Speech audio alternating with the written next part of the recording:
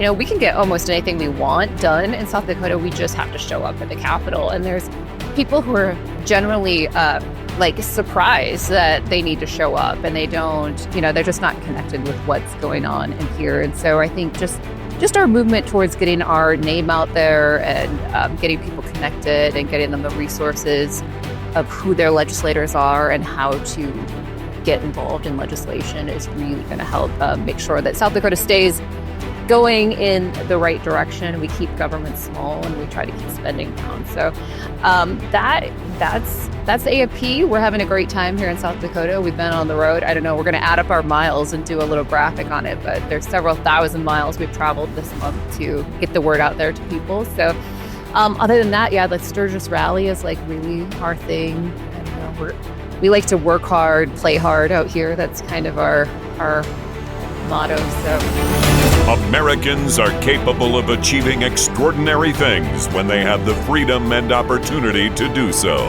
This is American Potential. Hey everyone, and welcome to the American Potential Podcast. I'm your host, David Fromm. Hey, today we're going to be talking about some of the crazy regulations faced by food trucks.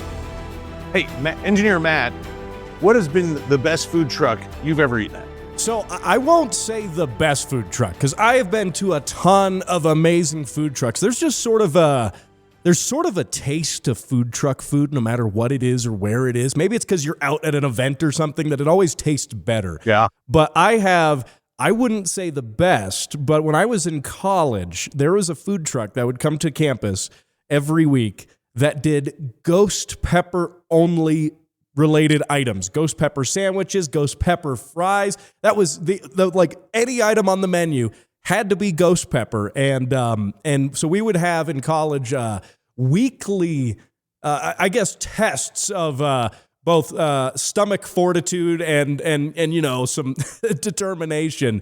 Friends of mine and I, we would do that, and we would always make ourselves sick with the ghost peppers every time. So I wouldn't say it's the best, but that's if you're going to have a food truck, having a weird shtick like that works really well. I do appreciate that. That's some innovation. It sounds miserable to me. I'm 100% Norwegian, and because of that, I would die if I ate ghost pepper anything. So I would not vote for that. I'm glad you loved it. So I live in a town that happens to be 50% Hispanic, and so there's sometimes just amazing, especially Mexican food. And there's some tacos. It was actually pulled up near our church. We got out of it. We got a mass, and that we had different interesting types of tacos, and they were just phenomenal. And I'm like, man, this is great. So that sticks out to me. But I actually have an interesting one. I worked in Washington, D.C. This was the late 90s. I was 8 years old. Not really, but I was working, one of my first jobs is in Washington, D.C., and there was a food truck. And there were never food trucks, and the guy would pull up outside the office, and he made pesto pasta, marinara pasta. He had hot dogs, and then he had one other thing which I'm blanking on. But because of that, I was amazed at the ingenuity of how he could make these things so quickly right there. And they were really good. And so that was my first introduction ever in the late 90s to a food truck. And it's gotten a lot more sophisticated and a lot better ever since. But I think it's a super cool industry, and I'm super happy that it's been growing. So I'm excited for us to talk to our guest today about a lot of the things that he's facing, because I hope that these keep taking off. Absolutely. And I love a good food truck. So I'm already starting the interview hungry. So we'll see what happens by the end of it. I might end up eating this microphone. Ha, nice. Well, the reason I'm asking Matt about trivia is because as America gets ready to celebrate its 250th birthday next year, we thought it'd be fun to do some trivia leading up to the celebrations. Each month, we're highlighting the states that joined the Union during that month in a series called 50 Stars, 50 Stories. Each episode explores what makes these states unique, whether it's their history, what they're known for, or just some fun trivia. So here's your challenge. Do you know how many states joined the Union in November?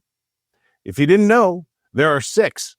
And here are a few hints on the 2 that we're going to focus a little bit more on. One became a state not long after our nation's founding, and it played a key role in shaping America's identity and innovation. The other joined a full century later with its wide open plains and rugged landscapes that helped define the frontier spirit. Do you know which two states we'll be more focused on today? Well, our two guests today live in each of these states. I want to welcome Jennifer Beving, who is the Americans for Prosperity Deputy State Director for South Dakota, and Tyler Voight, who is Americans for Prosperity State Director for North Carolina. Jennifer, Tyler, welcome. Thanks for having us. Thank you. Yeah. Hey, before we get started, how many states total in the U.S. have each of you been able to travel to? I think I've been to 36 at my last count, so we're getting there. Nice. Oh, gosh. I don't know. I haven't added them up, but yeah, I'm probably in the 40 range. So Alaska's on the top of like where I need to get to at some point. Yeah, I'm at 45 or 46. I don't know. So we're all kind of in the same area. My big thing is the Pacific Northwest has evaded me. So no Washington, Oregon, Idaho. And then randomly, I don't know if I've ever been to Mississippi. I just don't know. So anyway. All right. Well, let's jump into the trivia contests. There'll be big prizes at the end, or you could give it to your charity of choice. Just kidding. We're not doing that. But Tyler, we're going to start with you. What date did North Carolina join the Union? Oh, it would be on 1789. I would say November 21st. Wow. That's exactly right. I would have never known that if any state I've lived in. That's great. All right, Jennifer, that's a pretty strong answer. Can you counter? What date did South Dakota join the Union? I think it was early November 2nd of 1889. And somebody had just asked me this question the other day. So wow, you must have fun conversations with people. Yeah. That's exactly right. So do you guys happen to know which other states joined the Union in November? I know North Dakota did because we joined the same day. And the story was that the president at the time kind of shuffled the papers so they didn't know who was first and who was second. But North Dakota is credited with being the first before South Dakota, I guess. So. Oh, but you might like to dispute that. Is that what you're saying? Yeah. I'll hold that over them. Based on administrative interference. Hmm. All right. Let's say there's another nearby state that joined that same in November. It's really big. Montana. Yes, Montana. You guys have any other? We had two more that joined. South Carolina? Nope. They're actually not near necessarily either of your states.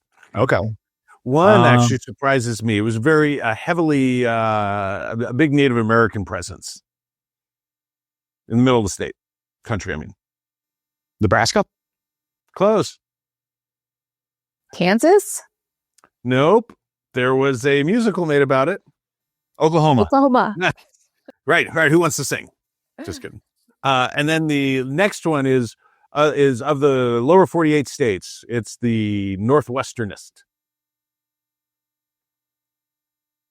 Yeah. So Washington came in 1889. This is interesting. Oklahoma didn't become a state until 1907. Yeah. Who knew? I guess people in Oklahoma, baby. All right. Now we're going to get into state nicknames. Anyone know what Washington State's nickname is? I could give it some nicknames. Yeah. Think if you're flying over it, what do you see on all the mountains other than snow? Skiers? Elk? It's not the skier state. Think trees. Evergreen. Yes, the Evergreen State. I know that. All right, this is easier. What about Montana's nickname? Big Sky. Big Sky Country, yeah. Yep, Big Sky Country. What about Oklahoma? This gets easier and easier. Oh, I don't know that one. Oklahoma is like the Sooner State, isn't Yes. it? Yes, if you're from Oklahoma, you're required to say boomer sooner, and then annoy everyone around you. Sorry for everyone in Oklahoma. I don't know what a Sooner is though. Is that like the wagon trains that I don't know. Oh. Maybe someone could call it. I looked into this once because people were cheering for football and saying that. And I'm like, what does this mean? Yeah. Yeah. Yeah, the Oklahoma Sooners. It's kind of like it's like Indiana having a Hoosier. It's like, Okay. all right. But in North Carolina, Tyler, what's the What is North Carolina? What's the nickname for that state? Tar Heel State. Right. Too Do you know easy. how that came about? Yeah, it was because of tar production, and it started off kind of being an insult. Calling somebody a Tar Heel, but eventually, I think it was during the Civil War, it kind of just stuck on. North Carolinians embraced it for ruggedness and toughness, and then these were the fighters. They were Tar Heels. So ever since then, it's kind of, for lack of a better term, stuck. So way to go. That's a nice one. It did Hey. stick. That's good. I kind of appreciate that, taking the insult, making it your own, and making it like, hey, we're tough, we're Tar Heels. That's cool. Oh, yeah. All right, Jennifer, what about South Dakota's nickname? Is it Great Faces, Great Places? Is that the nickname? No. That's like No. our. Are you trying to say that everybody's good looking in South Dakota? Well, that has something more to do with Mount Rushmore, but I don't know what our Well, the Rushmore State, I guess, Yes. is the nickname. yep, the Mount Rushmore State. And the reason its nickname is because of what massive mountain carve features in the U.S. that features U.S. president. Mount Rushmore. Yeah. It's easy. Which I know you guys, you and your team there in South Dakota just a few weeks ago, or maybe a few months ago, you guys traveled over there and had a team retreat over near there, right? Yeah. We went up there. They do a lighting ceremony every night where they light up the faces and sing some patriotic songs. It was awesome. There was people from all over the world there. It was really fun. That's awesome. I think that's it. I have yet to be to it, even though I've been to South Dakota a number of times. So I'm going to come visit you, and we're going to go to Mount Rushmore. Yeah, let's do it. Cool. All right, Tyler, for you, which North Carolina city proudly calls itself the first in flight, thanks to the Wright brothers' first flight? Oh, that would be Kitty Hawk. Nice. Too easy. Yeah. Yeah, fun fact. The Wright brothers' first flight only lasted 12 seconds and traveled 120 feet. They did 3 flights that day, and the longest traveled distance was 852 feet, and the highest altitude only being 10 feet. So we've come a ways. Another fun fact is Ohio likes to claim that they are first in flight, but like most things Ohio, they are wrong. That's North Carolina. I endorse that. You're right. So look, North Carolina clearly, I mean, it's on North Carolina's license plate, so it has to be Right. true. That's right. And, First in flight and first in freedom.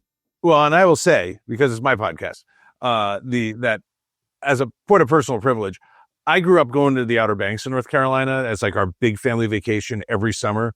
And it was like the greatest moment of the summer every year for me. And I loved it. And we went to Kitty Hawk and we went to those dunes and walked around in them and did all that. And I've just fell in love with North Carolina. And so if you guys want to claim the Wright brothers as yours alone, I fully endorse that as well. There we go. Yeah. Do you know which future president called North Carolina home? Andrew Jackson? Yes. I didn't know that. We was associated with what? Tennessee, right? Yeah. Yeah. Yep. Born in, I believe, right outside of Raleigh, I think. Oh, nice.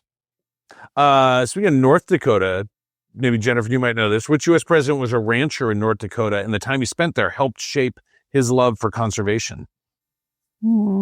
Teddy Roosevelt?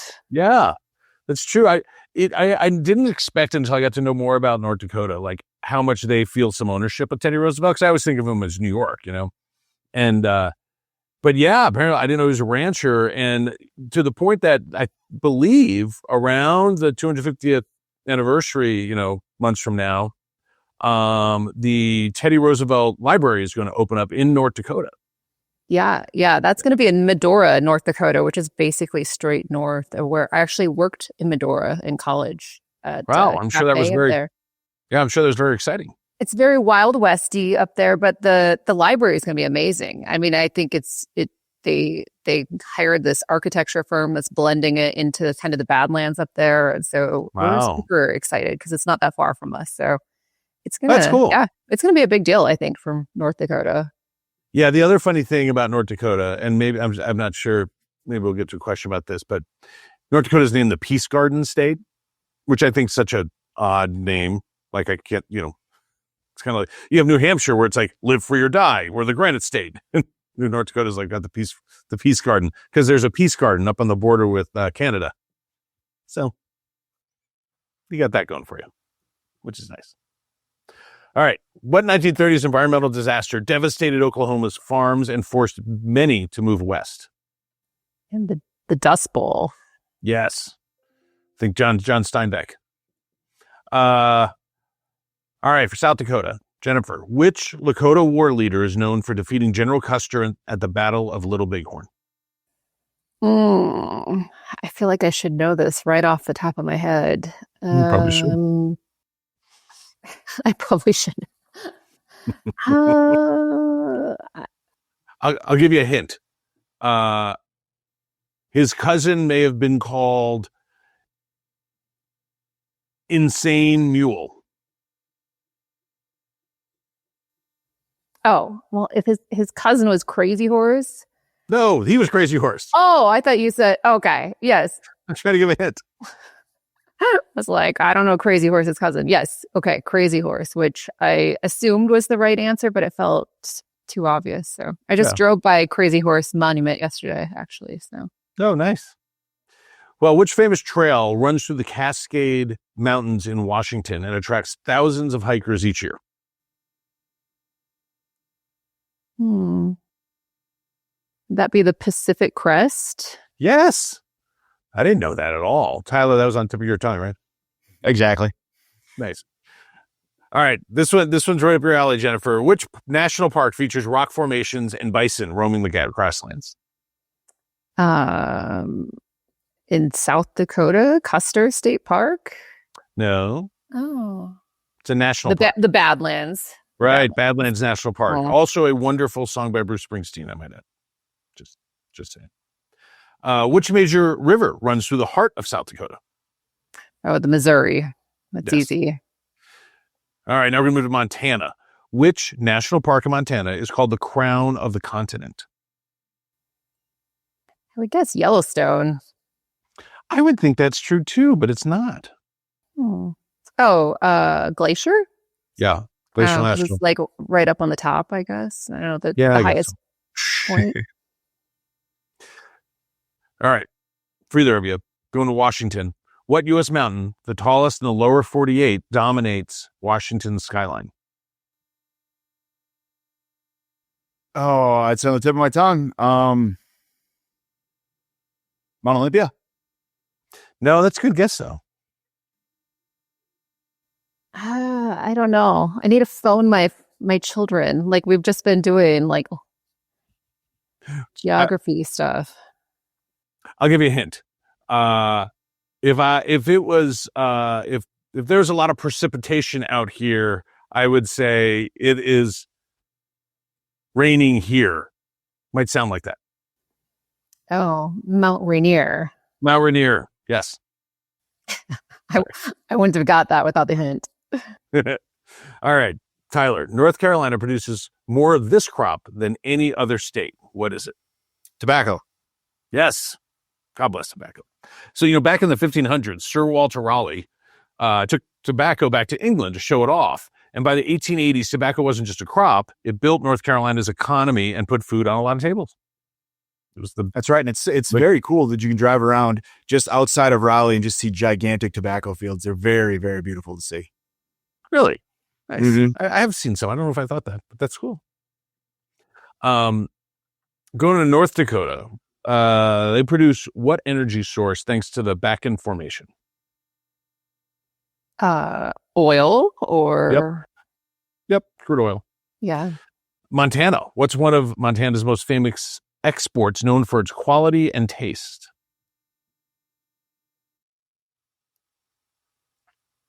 This is kind of easy. It's beef. Oh. We probably say a lot of them. All right. I thought that was too easy of the answer. That's why I didn't guess it. Yeah. I appreciate you only going for the difficult things. That's right. All right. Before it became a tech hub, Washington's economy was built on what industries? There's 3 that we're looking for.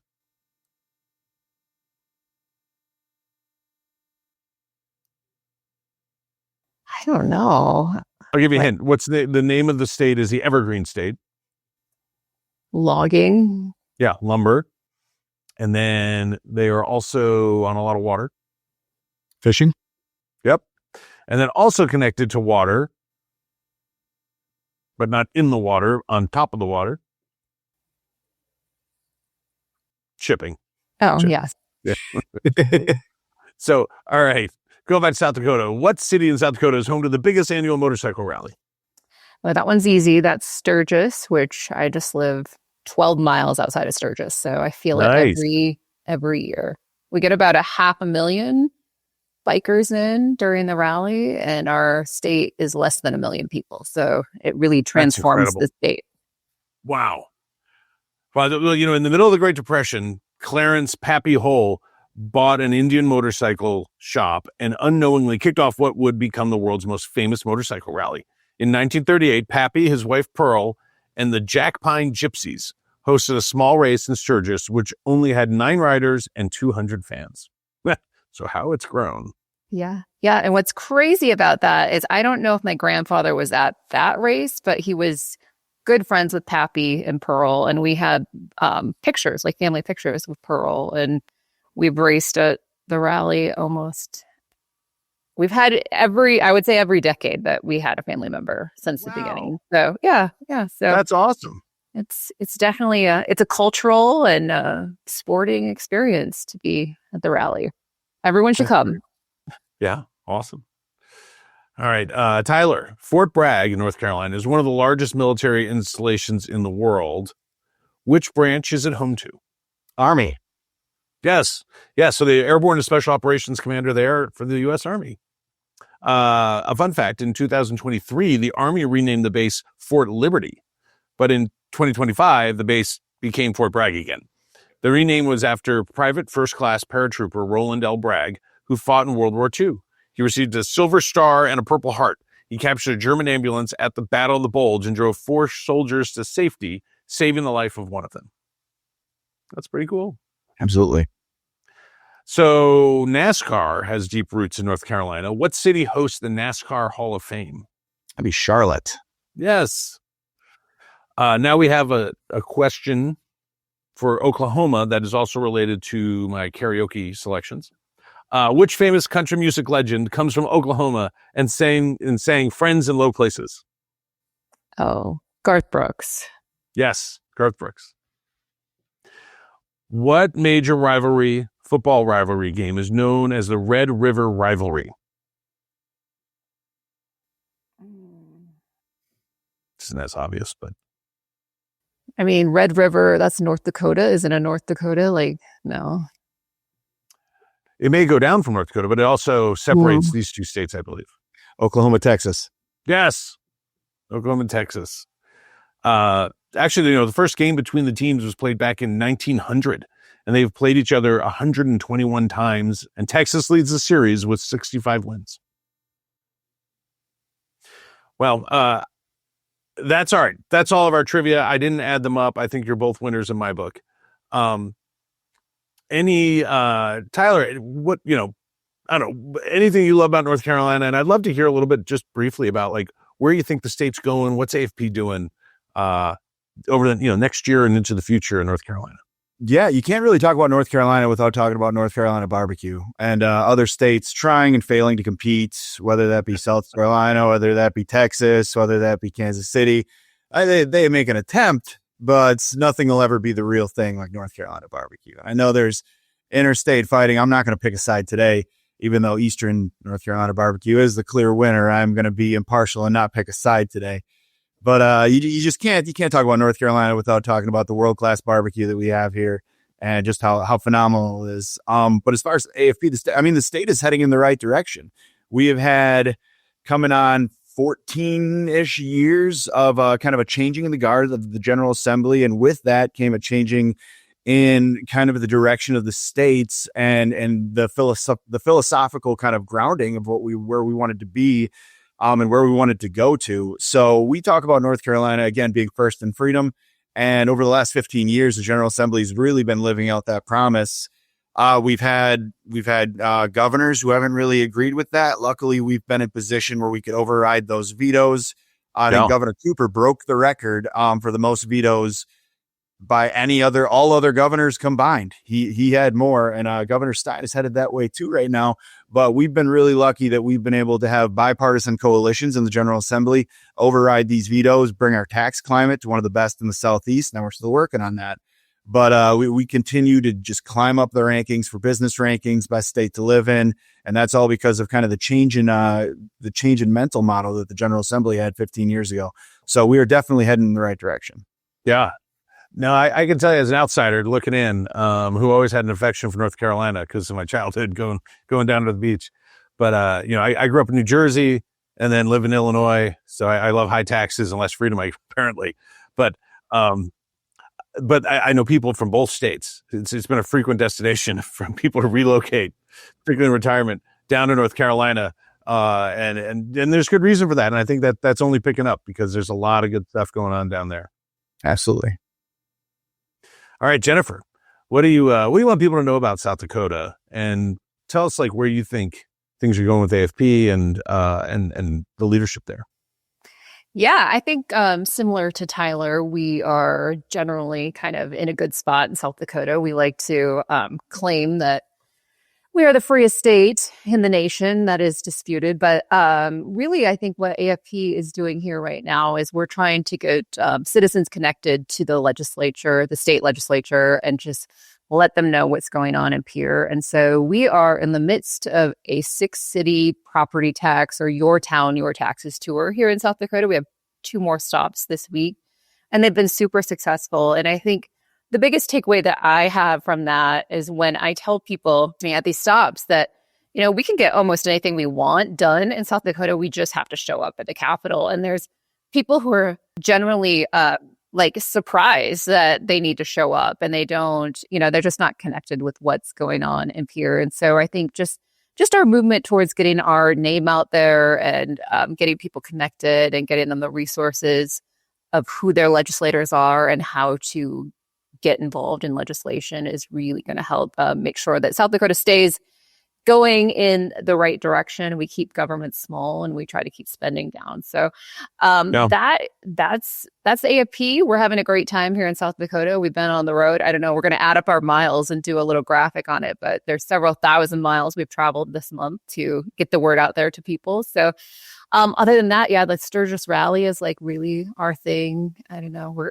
We like to work hard, play hard out here. That's kind of our motto. So we're divided. We're East River, West River. So it's very different landscapes. And the river is a dividing point for us. My point of contention is that Pierre, our state capital, is on Central Time Zone and I'm on Mountain Time Zone. So when I have to go to an early morning hearing, like a 7 a.m., it's 6 a.m. my time. So a personal idea of mine is to just, conquer that time zone issue and bring Pierre into Mountain Time Zone, which is the cooler time zone. So yeah, it does strike me that having a state split is a little rough. It seems like you could at least move it over to a border. Especially the capital city is divided right at the river. So, it's the city's divided in half with a time zone. It just does not seem commonsensical. It's come on, let's all set our watch to the same thing. No, that's no one agrees with me. So I've got a long road to go to get the time zone change. So that's on the back burner for now. Right. That's great. Well, hey, I want to thank both of you. I've been to both of your states a number of times. I actually think for their own reasons, they're really great states. And actually, you guys are doing wonderful jobs leading your states. I'm really excited. You're both in states with a really good trajectory, from a policy standpoint, and that really affects people's lives.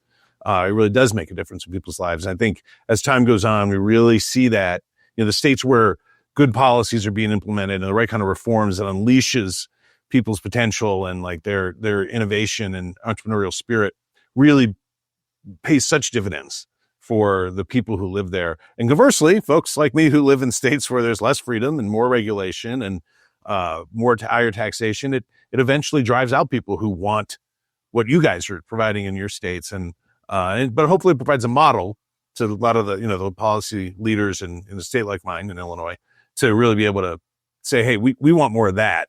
And let's try to kind of change our ways. So that's what AFP tries to, we help try to connect people to that and mobilize those voices. So I appreciate you guys coming on, having some fun with your states and some of the others. And we look forward to doing more of these episodes with some of your colleagues. So thank you. Yeah. Hey, folks, if you like this episode and would like to stay connected to the podcast, be sure to like and subscribe to our channel, as well as following us on Facebook, Instagram, and YouTube. And always remember, liberty and freedom are easily taken for granted. Don't take it for granted. Go out there and defend freedom and liberty. Thanks for joining us, and we'll see you on the next episode. Thank you for listening to American Potential. You may listen to more stories from Americans working every day to expand freedom and opportunity in their communities by visiting AmericanPotential.com.